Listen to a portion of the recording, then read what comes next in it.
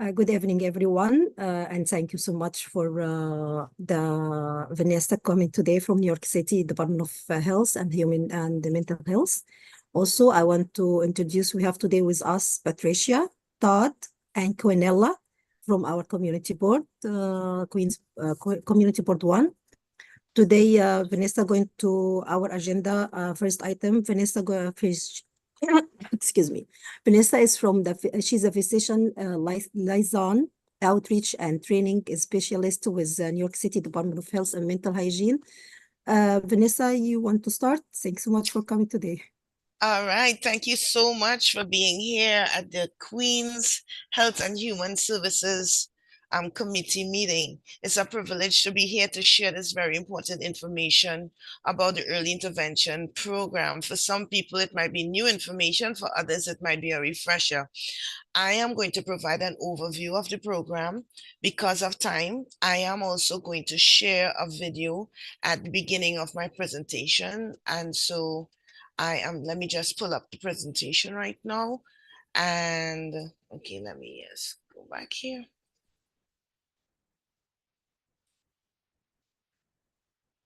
All right. Okay, sure.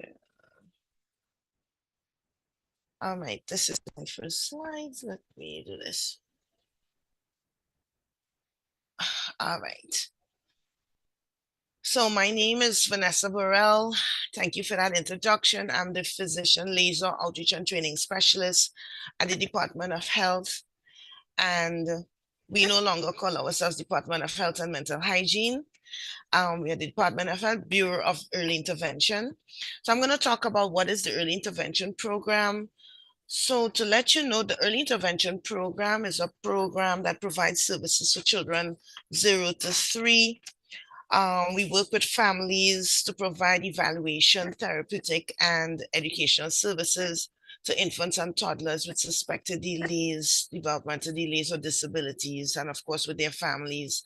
There are 2 parts to the program. There's the early intervention part, and then there's the developmental monitoring part, where we monitor at-risk children who may develop delays, and that could be for several reasons, and we will get into that. All right, I'm just going to escape here and share the video that I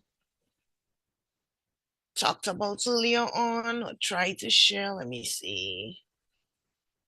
Okay, here it is. Okay, let me try and share this. All right, here we go. Share. All right, and this video will give you an overview of early intervention program. So here we go. Are you hearing it? The Early Intervention Program is a program for children with identified developmental delays. Are you hearing it? Yes, it's perfect. Okay, great. Services are delivered to this child and family to be sure that this child will achieve his or her developmental potential.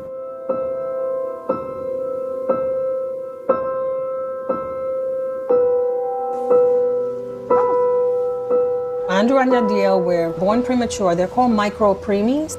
I think Andrew was 1.5 pounds, and so was Jadiel. And when they were discharged home, they automatically qualified for services under early intervention because of low birth weight. Andrew was diagnosed with cerebral palsy by a neurologist who examined him and found that the muscle tone of his legs was increased. So he has stiff legs. When I took Andrew's case, Yadiel was already walking, and Mommy's biggest concern was that he walked. She wanted him to walk. The family, our staff, and the interventionists that work with the child identify the natural routines that happen in the course of the child's day. And they look at activities that will help the child develop better. El gato, meow, meow, meow. Children learn doing natural routines in repetitions with their caregivers. With this approach, I embed myself to a natural routine. And the results have been incredible.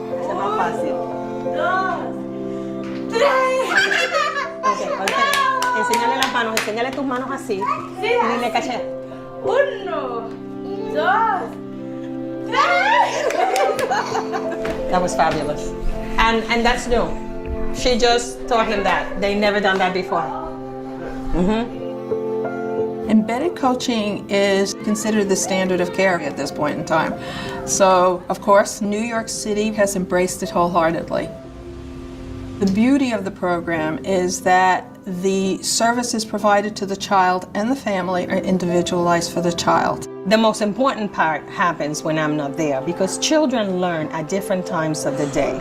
1, 3. So when I leave, the parents will try the different strategies that we worked out together. And then when I come back, we review them. What works, what doesn't work, where are we? En lo de la bola, ¿cómo ha funcionado lo de las manos? Está muy bien porque ya agarran muchas mejor las cosas. Y el consejito que yo te di de ponerle la mano así, ¿funcionó? Sí. Sí, tú viste cuando le enseñas la mano así, él como que te entiende más que es que coja la bola. Sí. Okay, good, good.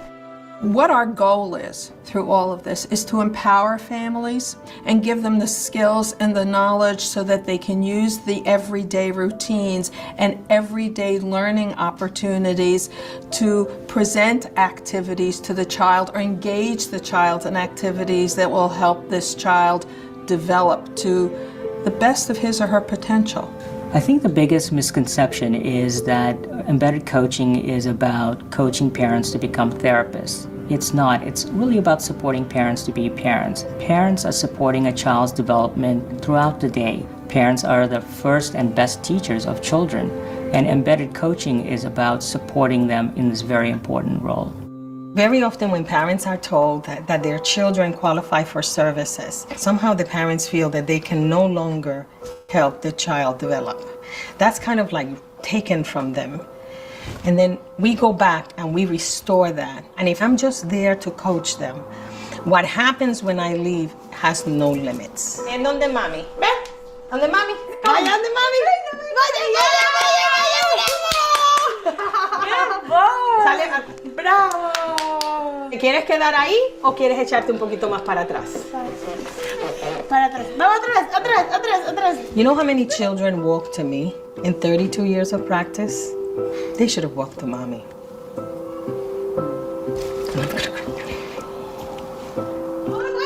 In Andrew's case, he walked to mommy.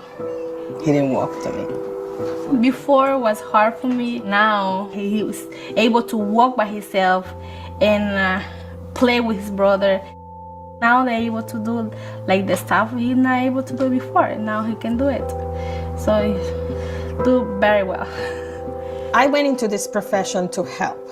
And I had learned that with my hands, I help. But I can also, help people with my voice and with my ideas. I'm impacting not just that moment. I'm impacting a lifetime. I'm impacting a family. Because the parent starts thinking, I can solve this problem. Now I get a double reward. The child makes progress and the parent feels wonderful. There's nothing better than that. My message for the parents with the kid, with a special kid like my kids, is to get help if you need it.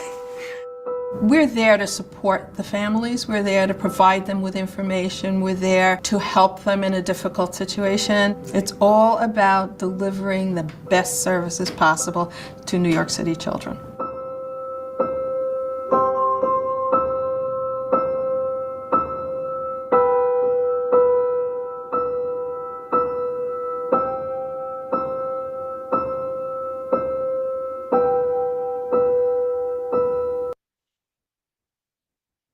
All right.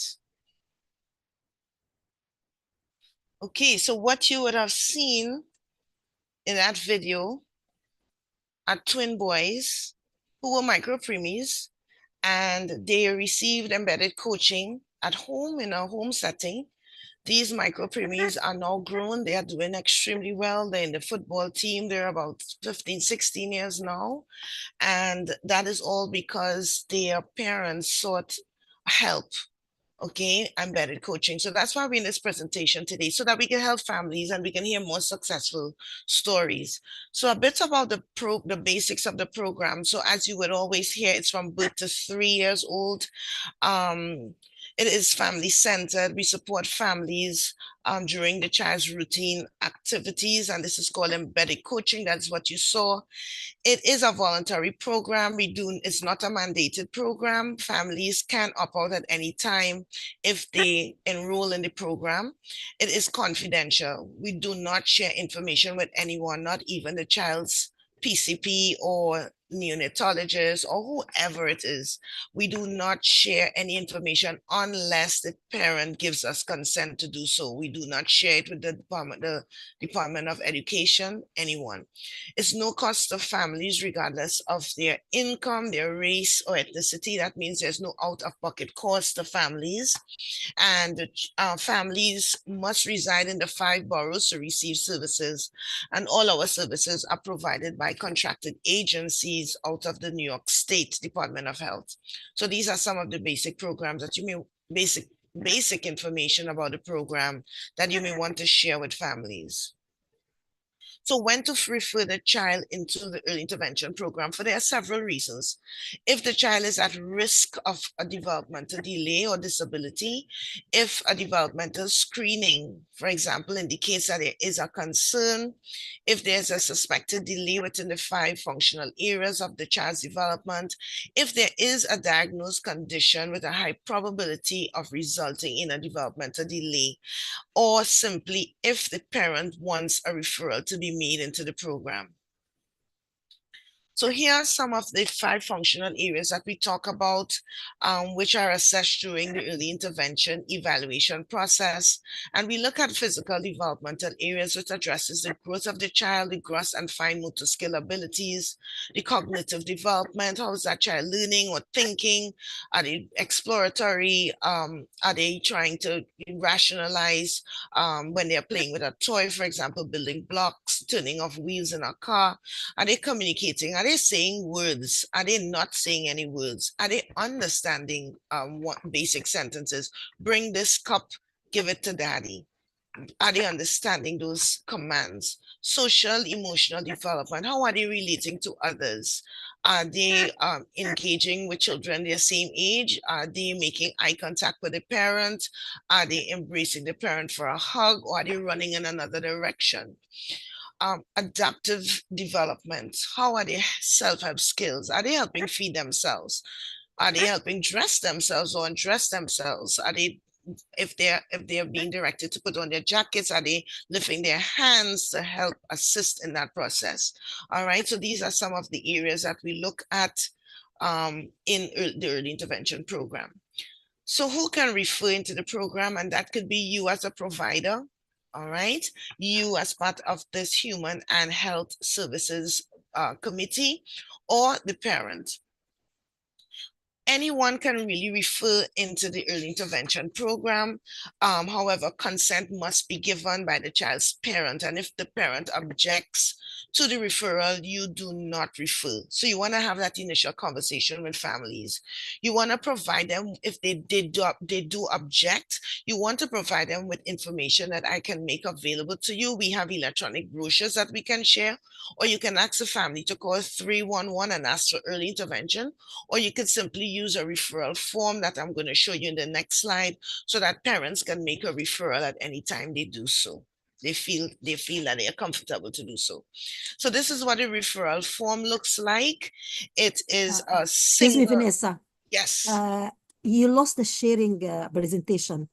We only, after the video, you lost the sharing presentation. Can you share it again, please? Okay, yes, sorry. Thank you. So I need to share that again.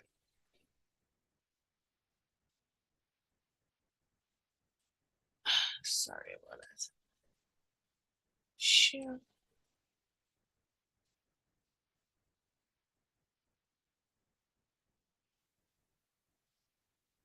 All right. Now it's good. All right, good. So this is what the referral form looks like. Sorry about that. And so we talked about 3 ways to make a referral. You want to you want to use this centralized referral form and fax it into you want to fax it into this regional office number. So when using this form, let's say you are the referral source, you want to put all your information here. You want to date the form, put the child's information, of course, the date of birth.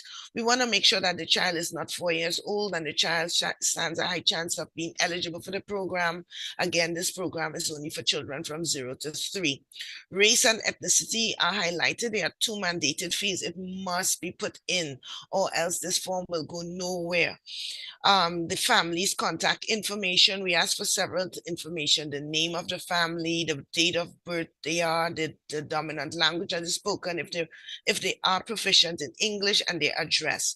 And more importantly, the reasons for referral. So this is very important. So in this early intervention program, there are 2 reasons for referral. So one, you want to refer a child to early intervention, and that's for the child with a suspected or known developmental delay or disabilities. And in this case, this child will receive an evaluation. You can also refer the child either or for developmental monitoring. And this is for a child that is growing very typical, very normal, but maybe at risk for a delay. That child may have missed or failed a newborn hearing screen, for example. And we will talk about at-risk factors in our next slide. Now, if you're referring the child for the early intervention part of the program, you want to tell us the referral reason. Is there a suspected delay in any of the 5 functional areas that we talked about? You want to let us know the diagnosis if you know that, or any other concerns that you may get from the parent. And then you fax this, you complete this entire form and fax it into the centralized line here. Now, if you're making a referral for developmental monitoring, you want to use this dedicated developmental monitoring line. You want to complete the entire form and fax it here. And in this case, the child will receive screening.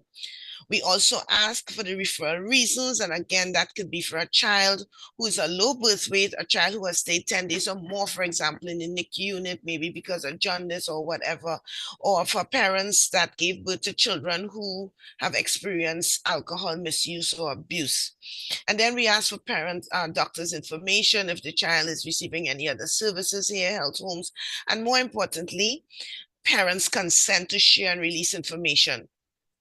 Parents do have a lot of rights in this program. So I'm going to slip into the other slide, which gives you a closer look. Parents actually can give consent to share information to their PCP or not, the insurance provider or the caseworker, and they will sign this. I want to emphasize that no information about EI children is shared outside of the program unless the family consents to do so by signing this form. Here's the regional office numbers. So the regional office numbers are very important because if a child has been referred into the program, the parent or you can call the regional office where the child resides and get information. Of course, once the family consents for you to get information in the regional office where the child resides. So if the child lives in Manhattan, you do not call Queen's office to get information, and vice versa. So you want to call and find out what's going on with the child's case. Why is this child hasn't gotten an evaluation yet? Whatever questions that the parent may have. Then we're talking a little bit more about developmental monitoring. So developmental monitoring is exactly what we said. What it provides ongoing developmental screening for toddlers at risk of a delay or disability. And again, that could be due to medical reasons. It could be biological reasons or social environmental factors. For example, domestic violence, homelessness could be a social factor as well that could impact a child's could cause a delay, a suspected delay or some level of disability. Here are the at-risk factors that we're talking about that we would want to see these children, and these are the children that would benefit from the early intervention program. So we have children with a gestational age of less than 33 weeks. We also have children, of course, low birth weight, under 4 pounds. Children who have received no prenatal care, and in some cases, this might be teenage pregnancies. In the case of teenage pregnancies, children who have been exposed to high lead levels in the home, for example, homelessness being a factor, because that can result to a child having a delay in their development, a child who has missed or failed a newborn hearing screen, children who have failure to thrive issues due to nutritional problems. For example, a child who was born with a cleft palate, a child who was born choking. They know there are children that have gastric issues, they keep choking a lot, they drink very slowly, things like that. And children who have stayed 10 days or more in the neonatal intensive care unit for whatever reason, and children, of course, who were born to parents with developmental delays themselves. So the parent was autistic, and that might put their child at risk for being on the spectrum. And we're going to talk about the early intervention process, and I'm moving very quickly because I understand how important time goes by. So there are 5 steps within the early intervention process. So we talked about referral. Then there is the service coordination part of the program. And service coordination pretty much deals with the assignment of an initial service coordinator who holds the family's hands through the entire process. So what they do is they will explain to the families all about the program. They will ask any questions or concerns that the family have. They will discuss resources. They will share resources. They will discuss any concerns that the parent may have to help them navigate this process. All right, that's service coordination. And we do assign an initial service coordinator. That initial service coordinator also helps the child with the parents choosing an evaluation agency that will evaluate the child, and that really determines eligibility for early intervention services and also help the family plan the next steps after leaving EI. And then we have, more importantly, evaluation, and evaluation determines eligibility for services. So what happens is the ISC, which is the individual service coordinator, will arrange for the evaluation. The evaluation is bilingual, just to let you know. It is multidisciplinary. Then it is not just one person that makes a decision. It's a team of professionals and experts that work with the family to evaluate the child. Evaluation is done in the child's natural environment. So we don't create an environment for the child. Everything is done in the natural environment. So that could be at the home, and evaluation can take place, or it could be at the community. It could be in the community, particularly in your childcare setting, an evaluation will take place. Now, when a child is evaluated, that child could be found eligible or not eligible. In the case when the child is found not eligible, families have 2 options. One, it will be to close the child's EI case or refer the child for developmental monitoring. So we do not just say goodbye to the child once the child has not been found eligible. We encourage families to refer your child to developmental monitoring and let us, the experts, monitor your child's development. However, if the child is found eligible for services, there's an IFSP, which is an individualized family service plan that is created for the child. The IFSP is very important because this is where services are determined for the child. And some of these services includes speech special instructions. It could be physical therapy. It could be a speech therapy, occupational therapy, respite services, social services, group support for families, assistive technology. And these are just some, but not limited to all these services that we offer for the child that is established in the IFSP. Now, at the IFSP meeting, it's a meeting where families can come together, and the parent can invite anyone to come to the meeting. Because some people provide give their lawyers consent to come in. Some of them families, it could be the grandparents, the best friend, godparents, whoever can come into this meeting. This meeting allows the family to work with a team who will review the information about the child, gathered about the child, will discuss the family's resources, some of their concerns, and whatever needs they may have. So what that would look like, let's say a child presents with a delay or 2 delays or disabilities, and a parent may say, I want this child to get speech therapy first, and then I want this child to get to obtain services for let's say walking. The child is not making steps. all right, or even standing. Okay, so in this case, services, where these services are going to take place, how often these services are going to take place. Would it be at the home? Would it be twice a week, 3 times a week, excluding weekends? All of these things are addressed in the IFSP meeting. And at this IFSP meeting, an ongoing service coordinator is appointed. So we start with an initial service coordinator who introduces the family to the program, talks about any concerns that they have, and hold their hands. But then we have the ongoing service coordinator that works later on with the family. And then the last service will be transition. And transition, all children age out of the early intervention program. I'm skipping ahead. All right. Now, in terms of EI services, where it happens in the natural environment. So you saw that in the video, this EI services were being conducted in the home, but EI services can happen anywhere the family decides, wherever that everyday activities. It could be in the play park, it could be in the library, it could be in the childcare setting, or it could be in a supermarket, it could be in the subway as well, wherever it's natural for the child. Transition. So all children age out of the early intervention program, as mentioned before. EI services will end the day before the child's birthday, the third birthday, the day before. So let's look at what that looks like. So let's say there's a child who was born in the early part of the year, January to August, has a date of birth of March the 16th.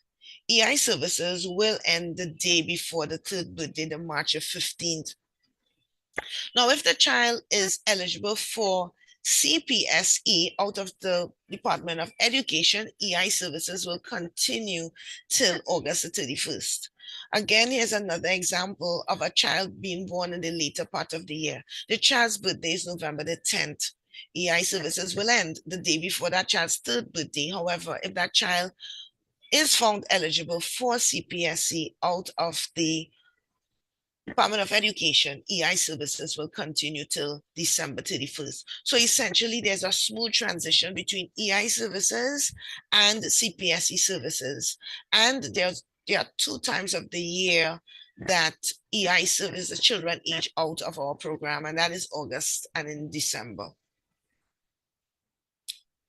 Now, if a child ages out of the program, our team will start to work with the family on a transition plan. And this takes place when the child is 2.5 years. And families with children who are aging out, they will start to have a conversation about the next steps. A transition plan will be developed, and that is for all children aging out of the program. So we don't just say, okay, bye-bye, we are enough for you. No, we provide services that will give you continuum for services for the child, and that is out, not we do, but we help, we support, because that's those services after 3 again is provided out of the Department of Education. So that transition may also be to early childhood health start programs, perhaps it's a 3K programs, or any childcare programs, or any programs in the community that are available for the child. And lastly, we provide resources for parents, for community providers, for doctors, even for you and you're in the health and human services units within this CB Queens Community Borough 1, Queens Board, Community Board 1. So we provide brochures, and these brochures come in 10 different languages, right? You would see in Spanish, we have Haitian Creole, French, Bangla, Arabic, and much more, Urdu. And then this information provides education materials such as early health matters, developmental monitoring, families' rights in EI, assistive technology. And we do have videos as well that you can play and I can provide for you to share with your families or your constituents. So we want to just mention in closing that we are concerned as members of the Department of Health, we are concerned about the Little New Yorkers. We're here to remind you that COVID-19 vaccines are available for children 6 months and older. The information is available through our COVID-19 vaccine website. It comes in 14 languages. Parents who have any concerns, questions, about COVID-19 vaccines can certainly ask their doctor, and they can actually go on the nyc.gov/health website or simply call 212 COVID-19. All right. And that is the end of my short presentation. I would like to thank you for your time. And I would also ask if you have any questions, feel free to ask me at this time. Thank you again. Thank you, Vanessa. Thanks a lot. This is really informative work presentation. I will start with a few questions, and after Sure. that, if anyone, thank you, Todd, for stay, and I welcome Jean-Marie. I see Jean-Marie and join us too. My first question, you said this is a free service. Yes. Do the health department look for any income, like is like when we apply for any benefit, they check your income and all of this? Not at all. Not at all. They do not check income. It has no bearings on this program. Even if children do not have health insurance, we will provide health insurance as well. And just to let you know a little, just to add, we do not ask immigration questions. These services are provided for families that do not have, they're undocumented, they're not citizens of the United States. We provide services for these children as well. And we do not ask, again, any income questions or any immigration questions. Yes. That's really good. Yes. Okay. How long the process take until the child receive the service to be part of the service? So because this is a time-bound program, from the day the referral is made, within 45 days, the child must receive an IFSP. So that is an IFSP, which is the Individualized Family Service Plan. And that happens after an evaluation. From the date of the referral, that is why it's important to date the referral, because from that date, 30 days, within 30 days, or 30 days after, that child should have already received an evaluation. And then 45 days, so it's 15 days after evaluation, there should be an IFSP. So essentially, when we get a referral, we respond within 24 hours to 48 hours. You would hear from our regional office. You would hear from our directors, some our assistant directors from the regional office when they receive this referral, because we know that children do not stay young for too long. They become 3 in a jiffy, and children, by the time the child turns 2.5, we are already working on a transition plan out of the EI program. So as I said, 45 days from the referral date, an IFSP meeting, 30 days from the referral date, an evaluation must take place. If this doesn't happen, that's a cause for concern, and parents do have redress. They can simply get onto their initial service their ongoing or initial service coordinator, who is going to provide information, help them through the system. We also have a consumer affairs delegated consumer affairs unit that takes these issues, these systems complaints very, very seriously. We have a compliance unit. They do not make joke. They get on the backs of providers because they have to deliver the services in a time-bound manner, so that these children do get the services that they are eligible for. Okay, my last question. For my understanding, the child will be in this service, like when they eligible for this service, until, like, if they start like from a month or whatever the age they start, until before they turn, or the day before they turn 3 years. Yes. They stay in the service if they need it. Yes. Thanks a lot.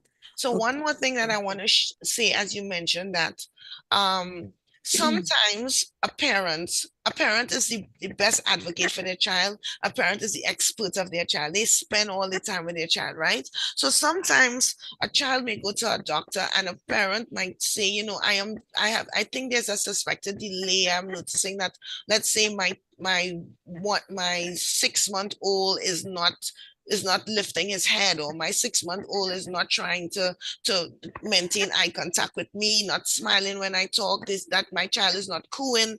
At 4 months, that child should already be cooing, saying, babbling. And this parent says there's a concern, and the doctor says, I think you should wait. I think you should wait till the child is closer to 1. I am here to encourage families, and you can also tell them, do not wait. Okay? Children can be referred from 0 to 3. Once the child has a suspected delay, the parent do not have to receive a diagnosis. A parent do not have to receive a letter from the doctor. They can self-refer into this program, because we see many times children falling through the cracks. And you hear them families say, oh, my doctor said wait till my child is 2.5 to refer. 2.5 is a little too late, because by that time we will just be trying to get a transition plan out of the program, and we would then refer that child, or strongly recommend that we refer that child to CPSC or to the Department of Education. So we want to encourage families. You just have to have a suspected delay.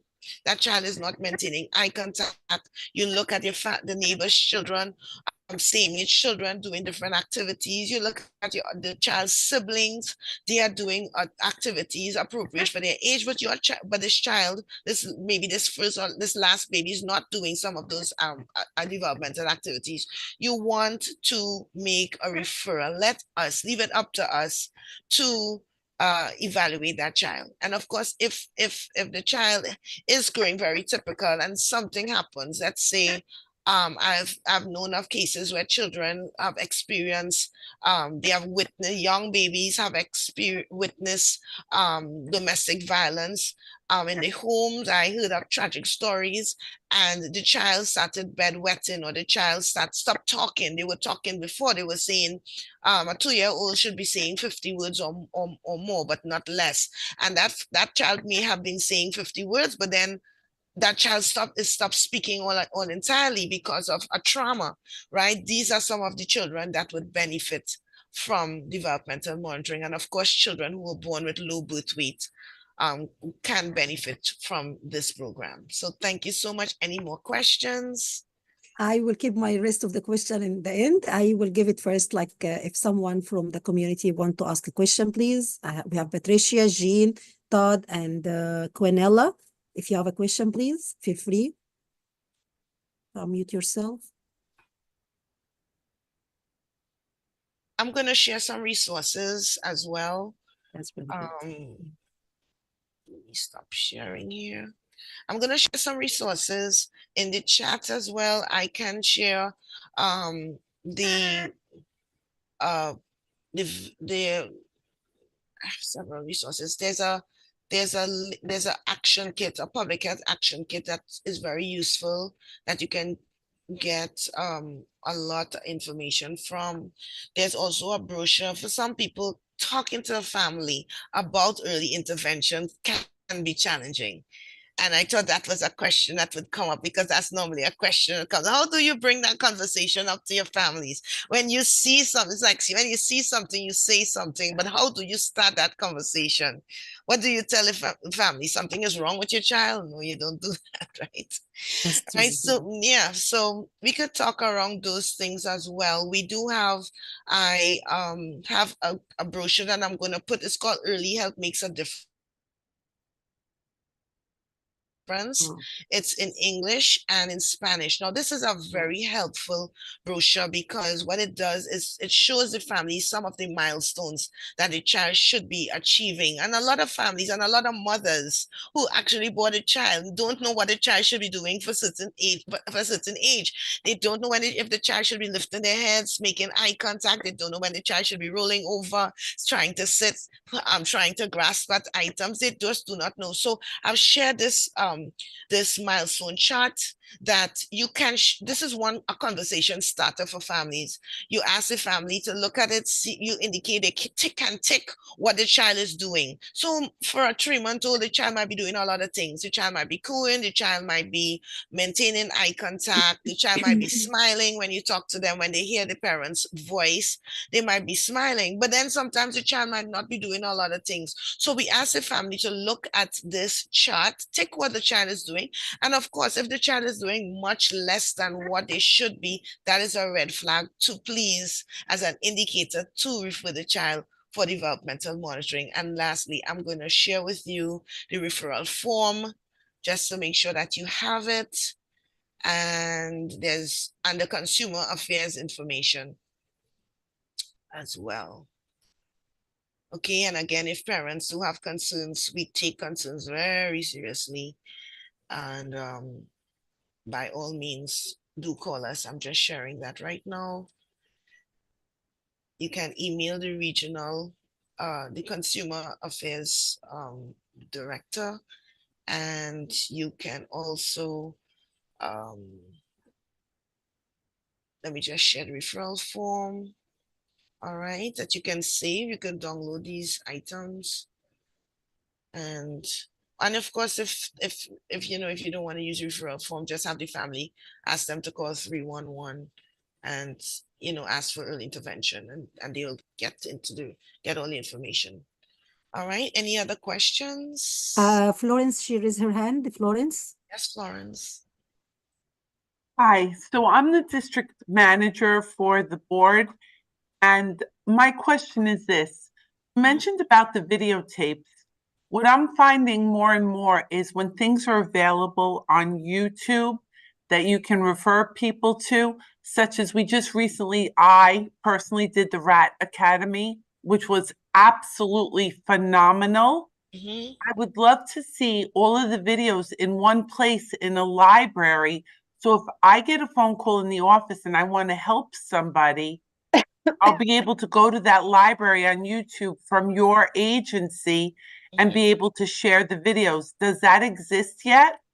Yes, we do. We do have all the videos, all the links to the videos as well. I can provide that. Can you email that to the office? Yes, I definitely can. Because I mean, a lot of families, they're audiovisual. That's the learners that we have now in this society. They may not want to read, but they can listen. They would want to look at a video.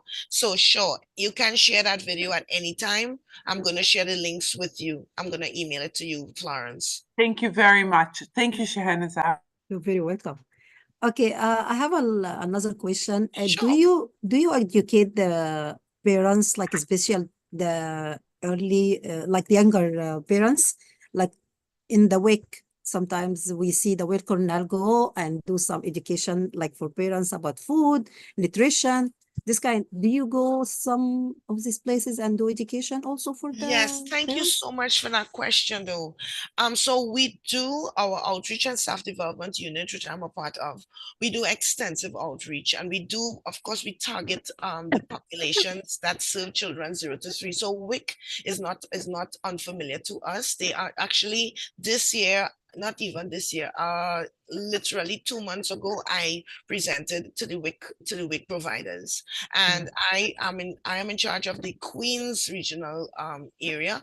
So the Queens region, and I cover these areas and these organizations, and then we do have a representative for Brooklyn and for Manhattan as well. But I failed to mention that we do have an ongoing parent presentation, and I'm going to email Florence. We have an ongoing parent presentation that you can share with families. We have this presentation 3 times a week.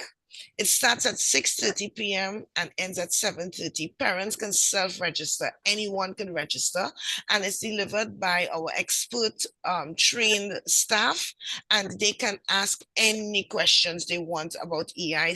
It has been running for the past couple of years and very successful. We also offer it on Saturdays at 11 a.m. or 6 p.m. alternate Saturdays most times. So I'm going to provide a QR code and a link for that you can share with them, and you providers could come in, parents could come in anytime. Yes, that sounds really great, because we can maybe Florence can share this in our community outreach too, or the ads. This way people has more information about this. Yes, Florence. With those meetings, do you go to other organizations locally? Like Shahanaza happens to be the head of a senior center, but there are many seniors who help their children raise the grandchildren because the children have to work. Would you make a presentation like this at a senior center for those grandparents who are helping their children raise their grandchildren? I'm so glad you're bringing this up, because I have been targeted. I have been this year was we almost at the end of the year, but I wanted to target senior centers. I've reached out, I have sent several emails to different centers, and I have not gotten a response from them. I'm still waiting on a response, but I do understand the importance of sharing this information with seniors. Again, they are the matriarchs, they are the ones that make decisions. A lot of them are the providers of the home. They make the decisions for these families. And so I would definitely want to meet Miss Hamdi. Thank you. Yeah, and so you can please email me. I'm going to share my email address. Florence should have it, but I'm going to share it, um and so that you could just connect with me, please, so that we can make this happen for these seniors. I would I can really also appreciate connect you with people at Hannock, further into Hannock. I am a victim of my grandmother. I was raised by my grandmother, and as you said, the grandmother is the matriarch of the family, the cultural matriarch, the spiritual matriarch, and it's very important to respect our elders and give them the tools that they need in 2024 to continue to help their own children. So Yes. And besides, these grandparents are getting younger and younger, and that's the other thing. And so it's important that there are times when we have observed that their parents, they make or break the decisions. They make the decisions. There are times when a child might be eligible for EI and the grandparents say, they're going to label that child. They're going to put a code on that child, special code on that child during school. That child going to be labeled, that child going to be bullied, whatever it is.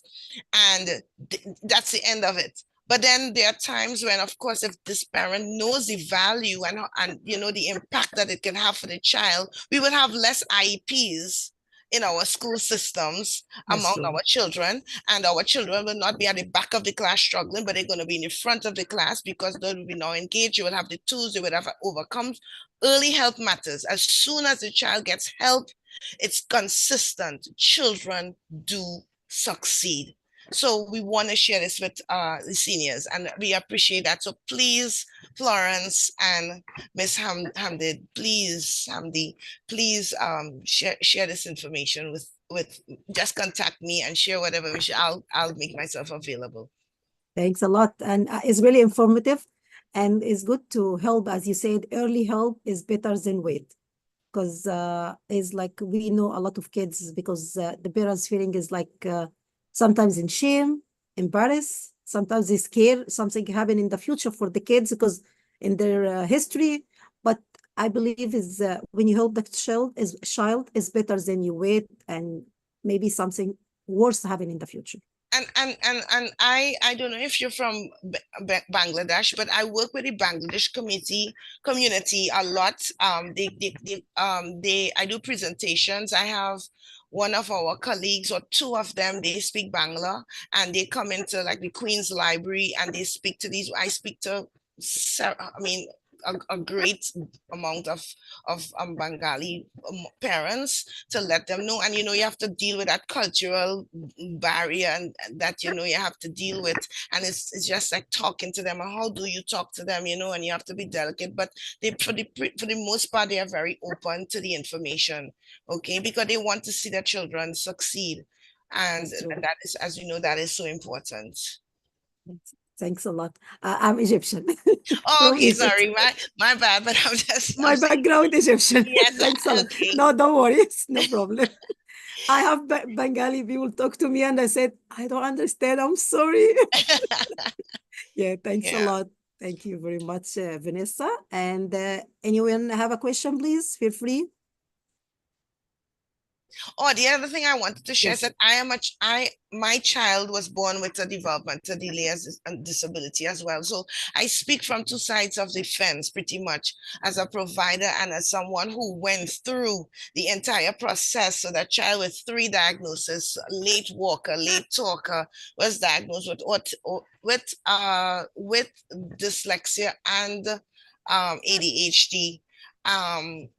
He's now 22, but he you know, it was a struggle. And even as a parent, you know, the struggle that I had to go through. My son, however, was not born in the United States, so I had to pay out of pocket, and it cost thousands and thousands of dollars for special instructions and for speech and for OT. And here it is, this in the United States, this program that costs us millions of dollars. We have over 34,000 children being referred into the program on a yearly basis. And some parents are just saying no to this program, when in truth and in fact, they do not have to have a diagnosis. They just have to suspect it is for free. So go through the process and get help for your child. I could bear witness to a child who did not have early intervention from the US, didn't have the services, but had he had services such as this program, I'm sure he would have, you know, it would have been less, you know, it would be definitely a less challenge for him. So I'm just that's just a word to encourage families, and, you know, to share with families. Listen, if you had to pay for this service, you may not have had a chance to receive services, but it's not your out-of-pocket costs. So please share with families, you know, that just sign up, try to get your child evaluated. Thanks a lot, Vanessa. I have Florence. Yes, Florence. And listening to you, again, we have a lot of parents, people that call in for different items into the community board office. Yes. My question is, our board has a Facebook account and a Twitter account, and we try to support all New York City agencies specifically because we're non-political that provide services. I've never seen on Facebook or Twitter anything from the Department of Health related to this program. I want you to go back to your office and complain to your social media team. I do the Narcan, I do the mosquitoes, I do all of the stuff that your agency puts out. But, you know, a small synopsis, look at this program for your children, you know, and with, I guess, about 5 years now of Twitter and Facebook, I'm surprised that I haven't been aware of this sooner. So for that, for somebody who's in the industry of city government, I would say to you, please go back, take it to your leadership that we need social media on this. And Florence, just to enlighten you that this is not a first-time observation. We have heard this for years. I've been in department 8 years, and I've heard this has been continuous. And you know, sometimes these decisions are not ours. It's not ours to be made. I know your commissioner very well in Queens. I'm going to get him tomorrow. I think you need to, you know what I think would be more impactful if you would write a letter to an email and let them know, because I know we have so much bureaucracy in terms of communication in Department of Health. Just to get a flyer approved, it takes forever. Like if you start a program, you have to give a communication unit like 6 months in advance just to approve one little flyer. So, and a PowerPoint presentation and all these levels of approval. So, I mean, trust me, this has come from me and other people, but it goes nowhere. But once it comes from an external source, I'm sure that, you know, there will be more of a dent and impact in terms of that. And of course, social media is very important. That we live in a technological world. So clearly this is the way to go. Instagram, it shouldn't even be Facebook. It should be Instagram as well, and TikTok to add. All right. So please write that email. And I mean, I'm here. And in terms of me giving you information, I'm definitely going to give you, I'm just writing down the videos I'm going to share with you and all the electronic flyers as well. Thanks a lot, Vanessa. Thank you, Shahanaza. Okay. Thank you very much. Welcome. You're very welcome, Florence. And thank you too for asking question. Anyone else before we let Vanessa? Thanks a lot, Vanessa. It was really informative. And thanks again. And I wish we see you soon in another. Yeah, so please okay. Email me so I have your email so we can talk about how we can connect for the other providers. All right. In God willing. All Thanks right. so So much. I'm saying good night. Good Have night. a great rest of the evening. Bye-bye. Thanks. Bye-bye. Okay. now we move for the second item in the agenda. We have the budget. Did you receive the one I sent it is only for our committee for the Health and Human Service, everyone? Let me do share just in case if you didn't receive it. Okay. Let me make this one small.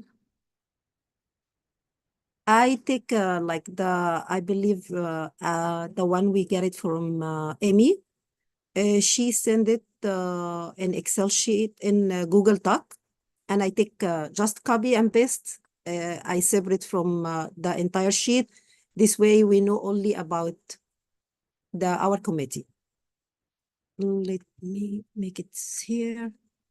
Get this down. This way we can see. This one, I'm going to start with the capital. We have only one item in the capital. We have the IC unit for the 6th floor in Mount Sinai, Queens Hospital. The rank for this one is rank number 15. And I believe this is really good rank and the IC unit is really important. But I want to hear from you too, please. If anyone want to unmute and talk, welcome.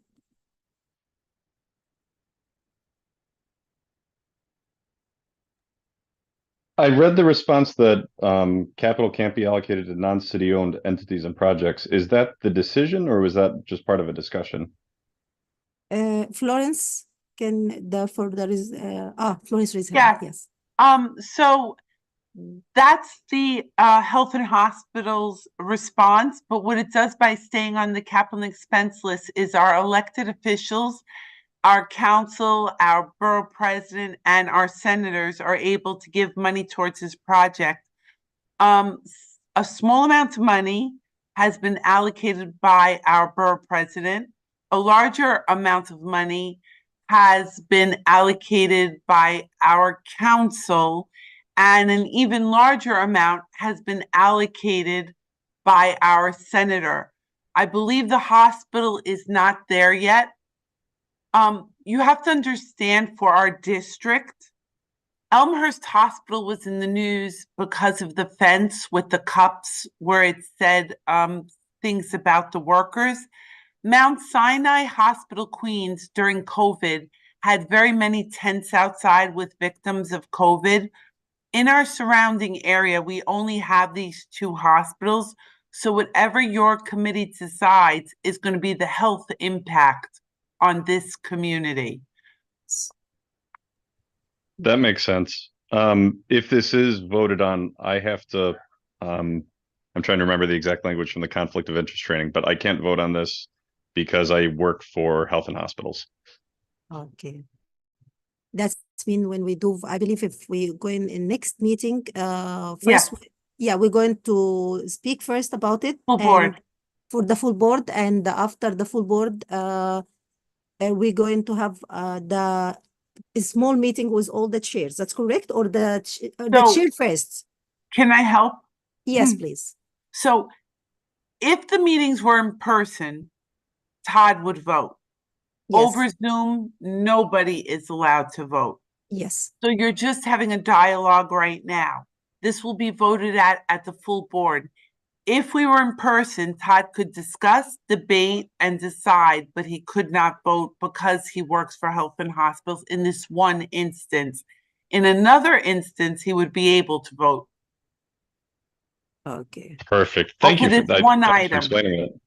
Thanks so much. Just Perfect. Todd, so you know, on our resources page, we have a conflict of interest folder with our bylaws. So you can go on to the resource. I believe it's the last tab on our website. If you call the Excellent. office tomorrow after 9:30, I'll be able to help you find that form. Oh, that'd be great. Thank you. Thanks a lot, Florence. Thank you, Todd, for the question. Okay. Anyone has a question regarding the capital item?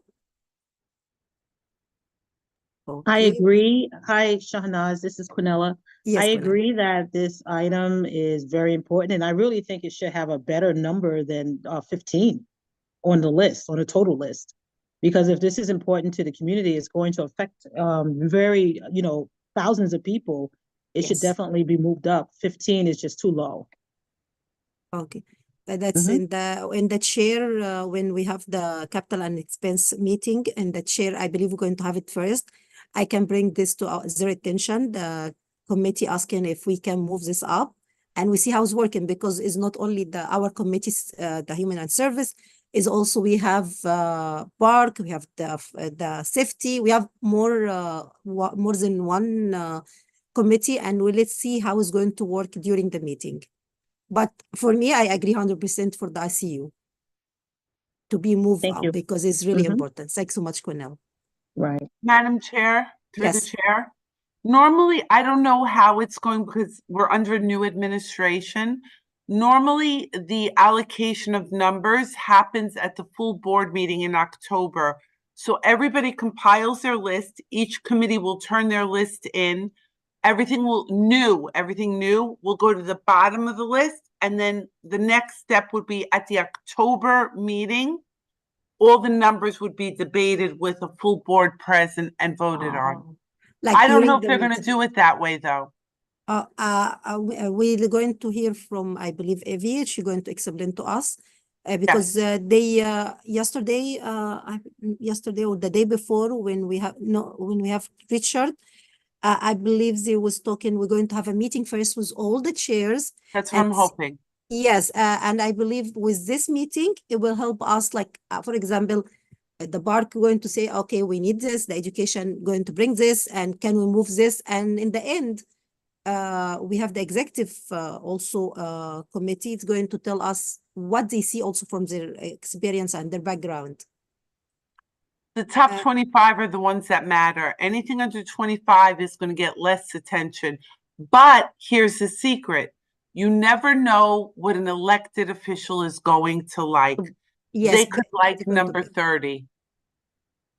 So. Because also is the elected official is like going to be see what the community asking for, because like maybe we have the item number 20, but the community asking for this item before the item number 1. Maybe precisely. Yes, this is also working, like it's depend what they under the pressure for this kind of items. Okay, do you want to bring any item first before I move to the expense for capital, like any new item? This way we have it also. Anyone has any new item? No, I don't. Okay, thanks so much, Gwenda. Okay, we move for the expense. We have few items like 1, 2, 3, 4, 5, 6. We have 6 items, I believe, in the expense. Service for the elderly and the people, let me take my glasses off, people with disabilities, including home care, meals and wheels, and medical transportation. This is by DEFTA. For anything regarding DEFTA, I cannot, I believe I'm not allowed to vote because I work under the agency HANIC, and then at the same time, HANIC get the fund from DEFTA. And I cannot vote for anything for DEFTA, but I will discuss because I have good experience with this. I work in this field for around 12 to 13 years, and we know the needs for the elder. They call it older adult now, and we know the needs for them. And I see the Meals and Wheels, and a lot of people asking for Meal and Wheels, especially the homebound people. And I see the rank is number 6. That is really good rank for this one. The other one is funding for new senior center in Astoria Heights, Ditmars Boulevard area of District CD1. This one too, this is number 11. I'm going to read it, then we go back. Okay. Now is for the Department of Health, hire/provide additional health department inspector for the community part 1, a community CD1. And this is one for the Department of Health. And I believe they asking for this because they said for the, like when they ask for this service, like especially with all the opening restaurant and more restaurants coming and more places, and they want us like to be sure we have enough inspector to check for radons, for pest, this kind of stuff like they check. And I believe this is really important. We need to be sure everyone is under the law for the Department of Health and follow all the codes.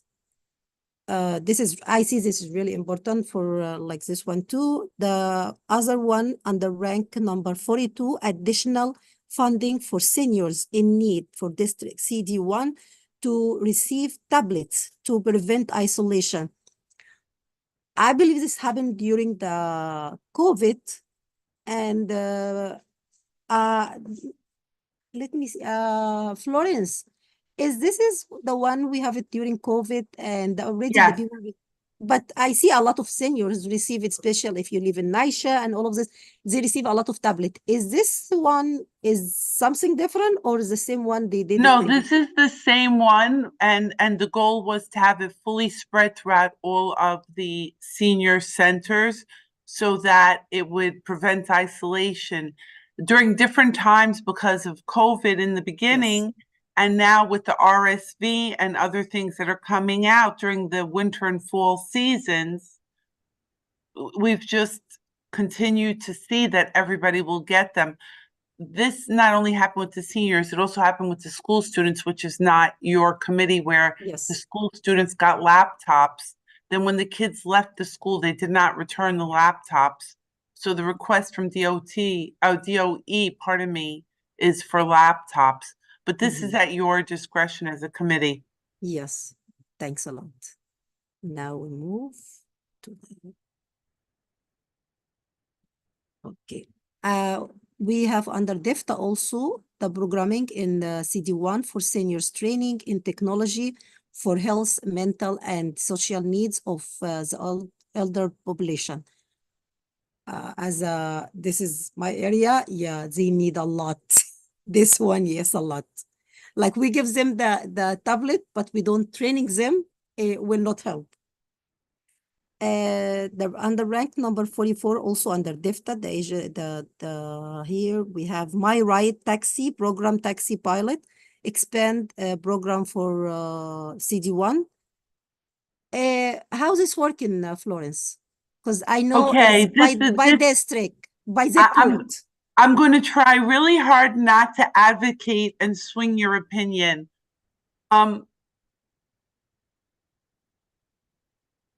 The current transportation for senior citizens is a failure. And this program was a pilot many, many years ago in Community Board 1, and it went away. It was a federally funded program. And what happens is a senior citizen would give $25 and they would get $100, or it might have been 20. Let's say it was $20 and they get $100 worth of taxi rides. So if you were going to Sloan Memorial Kettering in Manhattan from Astoria, you could use this taxi smart card and go to the doctor. But not only could you go to the doctor, if you were walking disabled, you'd be able to go to the supermarket. If you had to go get a haircut. So this taxi card, it was like a debit card. And every time it wore out where you didn't have funds on it, you would be able to deposit another $20 and get another $100, and you wouldn't have to use Accessorize. Oops. Oh, okay. I had a friend who worked for DIFTA, God rest his soul, and he used to call it Stress-A-Ride, because senior citizens would have to get to a doctor's appointment, and they would make an appointment with Accessorize at 9 o'clock in the morning.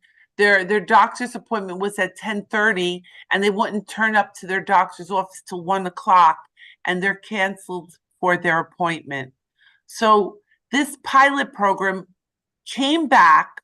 It was in Community Board 10, Community Board 6, and there was another community board.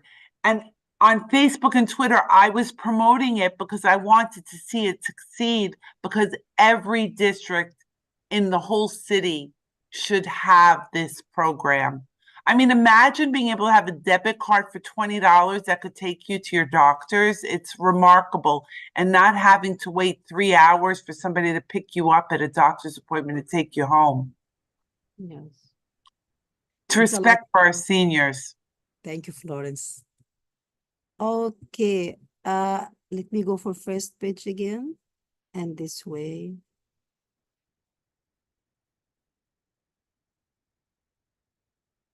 Okay. For everyone, please, you still seeing the sharing screen. What you think about our expense items? What's your idea, please?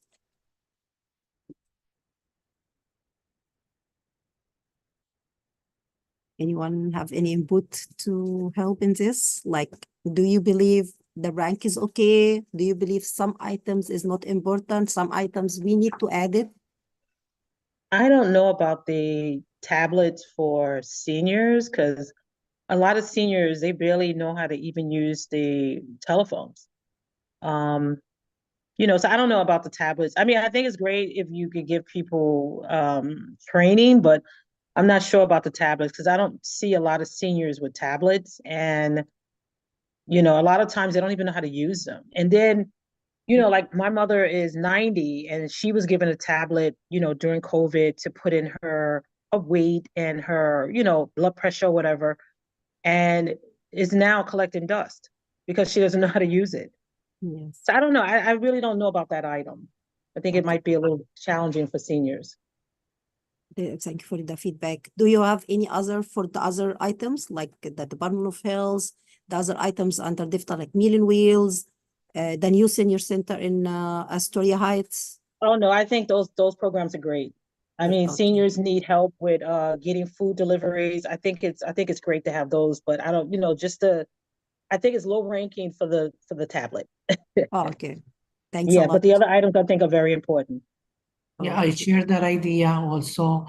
The senior center here in Astoria Heights, you need it because where I live, these apartment buildings are mostly seniors, and they don't Yes. have where to go or even who takes him around, the corner to the park or something. So that would be nice.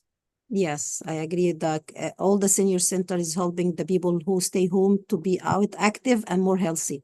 I agree 100%. Yep.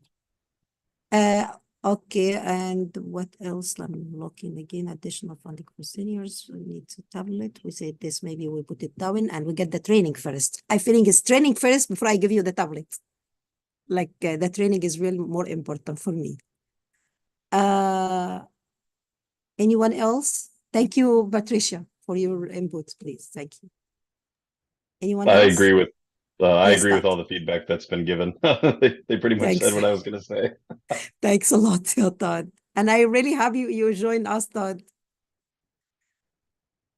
I really appreciate the opportunity. Thank you. I think it would be also great if we had like in senior centers, if you had like, like how you have pre-teens, you have pre-seniors. If you could get pre-seniors to come in and actually talk to seniors and, like someone is about to retire that's like in their late 50s or mid 50s, they can come and talk to seniors and, just to have like a relationship and prevent the isolation. I think it would be great to have that kind of connection to me. Like if seniors and people that are about to retire can just connect in some way or form. Yes. Now, also is helping them to understand, because a lot of people, when they thinking about senior centers, they thinking, oh, this is only for old people who cannot do anything. And this is not true at all. From my Exactly. experience, not at all. The people who go to the senior center, they are youngest people. Right. This is 100, there are really youngest people, they not old people. From They're my having the most experience, fun. yes, a lot. Patricia saw a lot with us in the senior center. Okay. And they love when people go and talk to them and visit them, Yes. do, different activities because they need, young people Interaction. with them Yes. to make them feel alive. That's true. Yeah, see, that would be great to connect us to the seniors. That would be a great thing to do. That's true. Mhm. Okay, I'm going to stop sharing since no one has any other input for this. This way we'll be able to see each other. Okay, for the expense and capital, I hear your feedback, and a good thing we can see it in YouTube, and I take more notes if I miss any notes. My question now for this committee meeting, do you like it to do it every other month? To be not, because I know all of us busy, and we have we go in person and we do all of this. Do you like it to be in every other month? Like, okay, Mary, Jean, thanks a lot. Yeah, thanks a lot, Jean. And Todd, thank you too much. Yeah, I Instead think of it's a every good month, idea. you mean? Every other month, like we did it now in September, we do it in November. So nothing in October?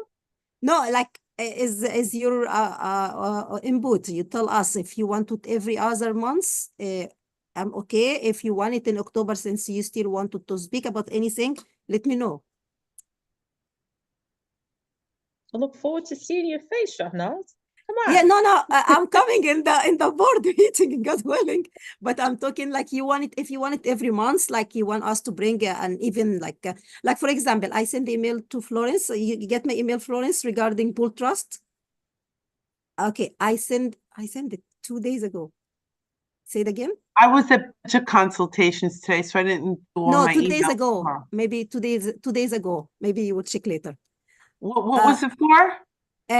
To request a meeting for October for the pool trust. This way we educate the people about pool trust is not by age, about how you get the benefit from pool trust. I'll, You are mute. I missed it. I missed it. I'll look for Okay. that. Okay, I have the agency. If you want it, I send you the email for the person who can do it. Is really good. I get training in this many times, but the last training, it was able to ask more questions, understand more. And the good thing is not by age, and is like a lot of people doesn't understand the bull trust the way they supposed to know. This way, if we bring it to the communities, they will understand more about bull trust. And also, if you have any other presentation you want to bring it to our committee, we don't have also to make a meeting and like I feeling is educate is the important thing. Like if we receive educate and we educate the others, everyone will be feeling more helpful in the community. What do you think, everyone, please? Like I see Quinella, she asked for every month. Jean, she was asking every other month. Like, tell us. Well, I think every month is good, but if every other month, if that's better for you guys, then that's fine too. Yeah, Oh. I'm sorry, many of us are on multiple committees, and I happen to be one of those grandparents raising my grandson since he's 2 months old, and now he's 13. So God it bless. gets a little more difficult. And he lives with me 24/7. And that's why God didn't make women our age able to conceive. It gets difficult. Yeah. But anyway, I'm sure all of us are busy parents doing a lot of other things. And I feel once every other month, unless something important comes up, then we can call, like, I'll say an emergency meeting. But I think to schedule every other, I think that should be okay. If it's okay with everyone else. That sounds great. And Quinella raised her finger. That's good. Thanks. She like it. Okay, Tatu, Patricia, agree? Okay, all of us agree. That sounds really good. And do you have any other new business you want to bring it to the committee, please? No, nothing. Okay, ladies and gentlemen, I really appreciate you coming today to our meeting. And thank you, Florence, for your input today. And thank you for everyone asking questions and the feedback. Our next meeting, I will see like if we do it in November, maybe early November, because Thanksgiving and Christmas, we don't want to interrupt people's life, especially in Thanksgiving and people taking vacation, people prepare for the holidays.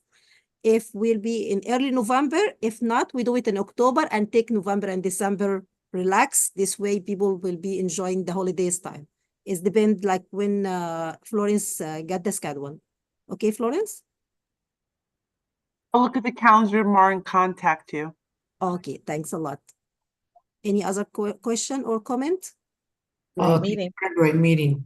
It was Excuse me? very, okay, thank you for a great meeting. Thank you. Thanks a lot. Yes, for I second. Great Very meeting. good meeting. Thank you. Thanks a lot. Thank you Yes. very much. And thank you for your support.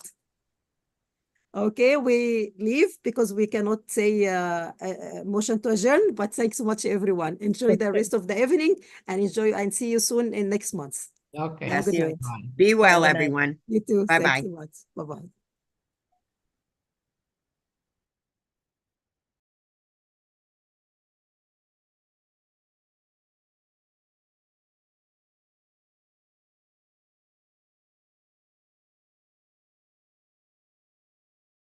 Thank you for helping us. We greatly appreciate your